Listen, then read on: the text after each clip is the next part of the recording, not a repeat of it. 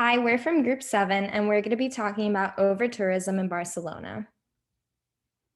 So first we'll be talking about tourism in Barcelona as a whole, then some of the global contributors that add to overtourism, then some potential solutions that we've come up with, and how COVID-19 has impacted the industry. So overtourism is when there are too many visitors in a particular destination, but what is considered too many is relative to each destination and how much their community can hold. And overtourism has been happening and been increasing, especially because the industry has been focusing on the positives of tourism and not so much the negatives. So now on to the history and role of overtourism in Barcelona. The rise of overtourism in Barcelona really resulted from the 1992 Olympic Games that were hosted in Barcelona, and this brought large crowds of people to the city.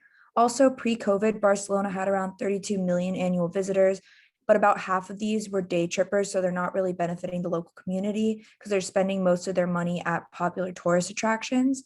And spending also accounts for a fifth of the revenue that's generated by the commercial sector in Barcelona, making it an important part of the economy. So the main role of overtourism in Barcelona is that it diminishes the quality of life for the local residents as tourist needs become a priority. And this is mainly seen in the local artisan shops that have been converted into souvenir shops. Also, the markets that are producing food to cater towards the tourists rather than the local people. And one of the main issues has been flats being turned into temporary housing for visitors because this draws out the local people. This quote shows how these issues have caused protest against increased tourism that's aimed at authorities and businesses who aren't regulating it properly. So there are five main global contributing factors that contribute to overtourism. The first one being cheap travel. So the low-cost airlines are making flights more and more accessible, especially to the middle class, and they're no longer reserved to the upper class. And this also has to do with demographics because the middle class is growing ever since the baby boomer generation. And another factor is travel writing and advertising. And this is blogs or social media posts that appeal to certain traveling hotspots, making these sites honeypot sites. And these are when the same places are visited at the same time each year. And then two other factors is the holiday apartments. And these are buildings created for residential housing, but that are being converted into home shares for the influx of tourists that are coming in, which raises rent and pushes out the local community. And then lastly, large cruise ships are allowing thousands of visitors to enter port cities one at a time and for only a short period at a time. And these travelers are less likely to spend like vast amounts of money, which harms the local community. And also these large cruise liners are more accessible to middle class, just as flights are. And then this is a quote that has to do with overtourism. So these are just some of the areas that have been struggling with overtourism globally. And then next, we're going to talk about the solutions that can be implemented to reduce overtourism. So technology's influence on society is overwhelming and can be used to create positive travel solutions. Social media can spread information quickly, and artificial intelligence can be used to implement crowd control, taking monitoring and response measures for overpopulated areas.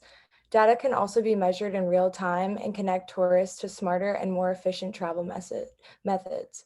There are also websites to inform tourists on sustainable travel methods.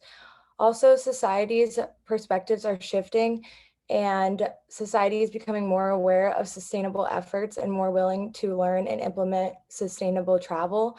And also, the COVID-19 pandemic has made individuals more likely to listen to rules and regulations so that travel will be accessible again.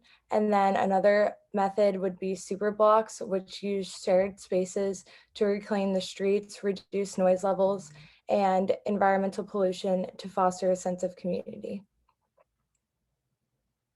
And then these are just some of the statistics we've collected to show the negative impact of COVID-19 on global tourism.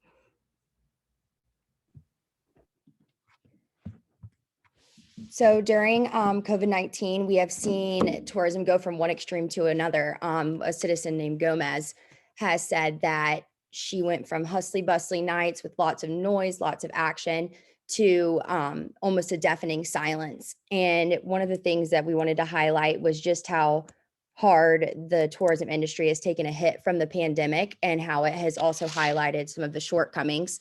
One of the ways that the tourism industry has tried to stay afloat is by hotels discounting their room prices. Some of the positives as well also involve people stepping outside of the popular tourism hotspots and exploring different places outside, such as taking trips to camping or trips on an RV trip. And going off of also the highlighting the shortcomings, Barcelona has introduced a series of measures to combat the over tourism that is happening there. And even though they have had a lack of tourism now due to COVID, they are still going to keep these measures in place even after COVID dies down. Thank you for listening to our presentation on overtourism in Barcelona.